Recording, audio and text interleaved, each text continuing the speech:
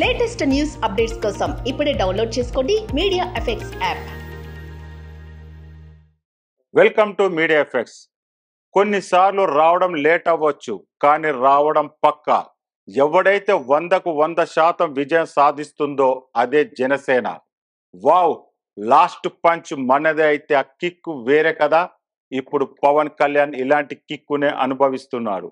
అలాగని ఇదేం last punch కాదు, ఇది జస్ట్ ట్రయల్ అనేది జనసేన అధ్యక్షుడి మాట. నాడు ఓటమితో కుంగిపోలేదు, నేడు గెలుపుతో పొంగిపోలేదు అంటున్న పవన్ కళ్యాణ్ రాజకీయ రహదారి కాదు ముళ్ళదారి. అలాంటి దారిలో తను ఎలా నెగ్గుకొచ్చాడు. 2 చోట్ల ఓడిపోయిన రాజకీయ నాయకుడు పార్ట్ పెట్టి అప్పటికే 5-6 ఏళ్ళైంది. కేడర్ బలంగా లేదు, పార్టీకి పునాది అంతగా లేదు. ప్రత్యర్థుల విమర్శలు అయినా వెనుకడుగు వేయలేదు. ఎంత కచ్చిగా తనపై విమర్శ అస్త్రాలు సంధించారో అంత కసిగా రాజకీయాల్లో రాటుదేలాడు. 2024లో పవన్ తీసుకున్న రాజకీయ వ్యూహాలు అనూహ్యము. తాను తగ్గిన పార్టీని గెలవాలన్న సంకల్పంతో పొత్తు అడుగులు వేశారు. ఆ పొత్తు కోసం ఎన్నో కసరత్తులు చేశారు. ఎట్టకేలకు పవన్ కళ్యాణ్ విజయం సాధించారు.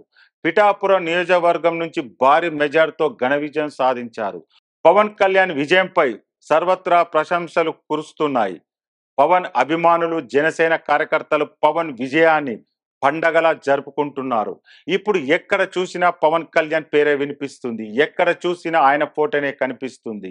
సినిమా సెలబ్రిటీలు కూడా పవన్ కళ్యాణ్ పై ప్రశంసలు కురిపిస్తూ సోషల్ మీడియాలో పోస్టులు షేర్ చేస్తున్నారు. మహేష్ బాబు, ఎన్టీఆర్, దళపతి విజయ్, రజనీకాంత్ లాంటి స్టార్ హీరోలు పవన్ కు విషెస్ తెలిపారు. ఎన్నికలు ఆయన సాధించిన విజయాన్ని కొనియాడారు.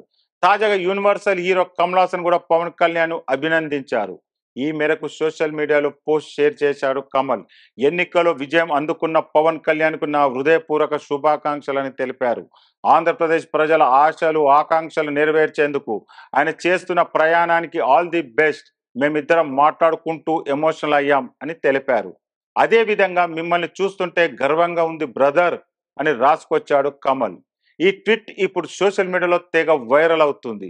పవన్ అభిమానులు ఈ ట్వీట్ ను తెగ షేర్ చేస్తున్నారు.